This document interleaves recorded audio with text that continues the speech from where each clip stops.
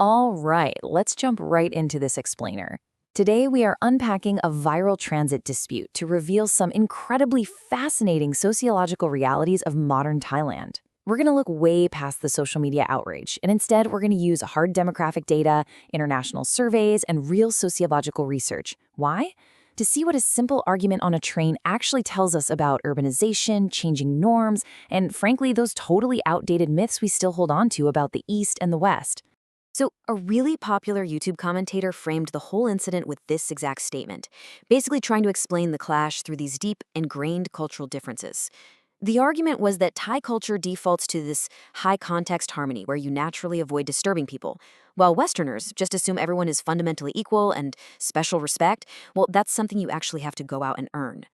But we really have to ask ourselves here, is this actually a clash of civilizations? Or are commentators just relying on really outdated stereotypes to explain what is just modern urban friction? Are we leaning way too heavily on this whole Western individualism versus Eastern collectivism idea? Well, let's look at the data. Section 1, the Bangkok train incident.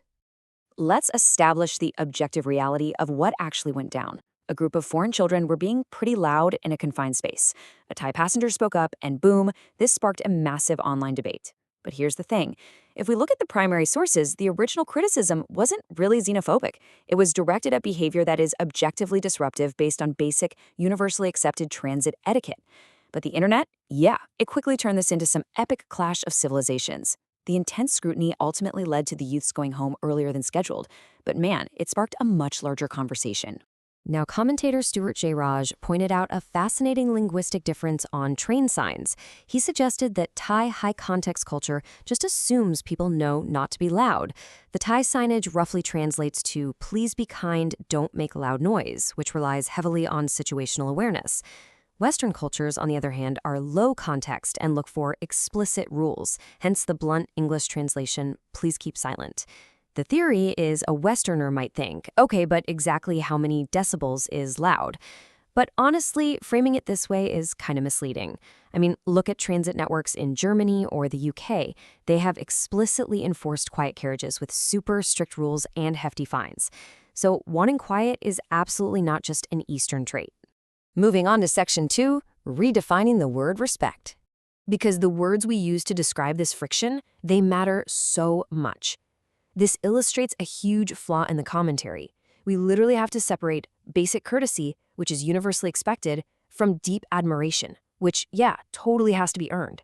When people say respect must be earned in the West, they're completely mixing up two entirely different concepts. Basic courtesy exists strongly in Western societies too. Surveys on public etiquette in places like the Netherlands or Sweden show a massive intolerance for loud phone calls or disruptive public behavior. Think about it. You definitely don't have to prove your moral worth for a stranger to just not scream next to you on your morning commute, right? The golden rule of respecting shared spaces is a global expectation. It's really not just a regional one. Which brings us to Section 3, the East versus West myth. We love to put cultures into these neat little boxes, but framing this as some epic battle between Eastern collectivism and Western individualism is just a massive oversimplification. People lean on outdated frameworks, like Hofstede's Index, which completely ignore generational shifts, the urban-rural divide, and just how much a society changes over a few decades. It creates this super romanticized, static view of Thailand, while at the same time painting the West as this lawless landscape with zero public etiquette. When you actually look at recent data from the World Values Survey, younger generations in urban Thailand score incredibly high for personal autonomy, career independence, and individual identity, moving way away from those traditional family obligations. And look, individualism doesn't mean just doing whatever you want at the expense of everyone else, just like collectivism doesn't guarantee perfect politeness. Both cultures genuinely value civic responsibility, and complaining about disruptive behavior in public? Yeah, that happens absolutely everywhere.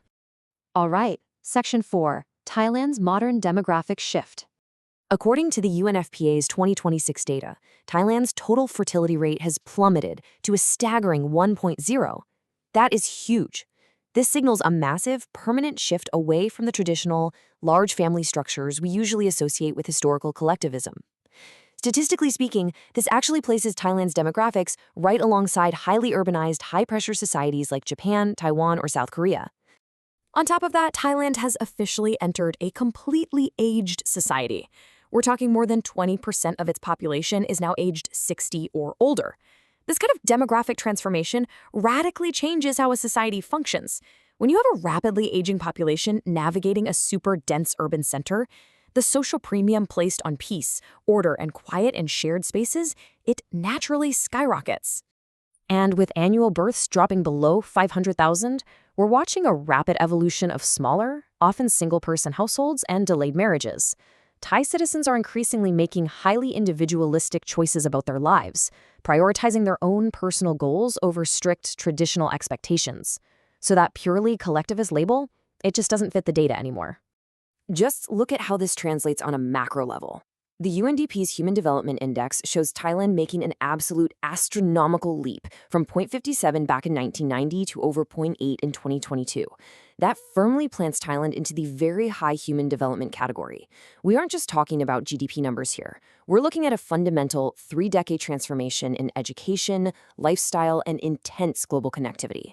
So, modern Bangkok is very much a hybrid metropolis. Traditional values coexist with a highly internationalized demand for individual choice and personal space.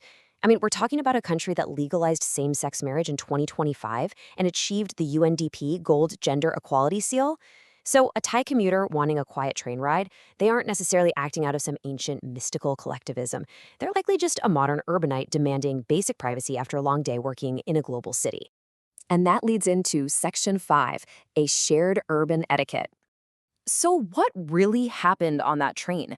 Honestly, the Italian youths and the Thai passengers simply had totally different expectations for what constitutes too loud.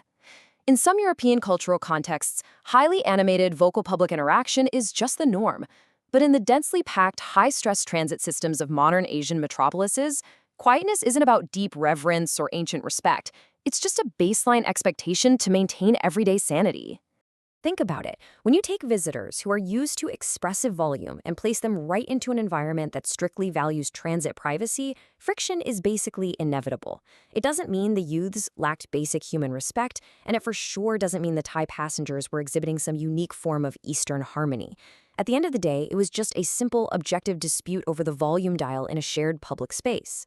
So the next time you see a cultural clash go viral online, try to look past those easy, lazy stereotypes. Look at the hard data, the shifting demographics, and the shared realities of our modern, rapidly urbanizing world. If we keep relying on the myth of the individualist West versus the collectivist East, we really have to ask ourselves, are we completely failing to understand the modern world just because we refuse to let go of the past?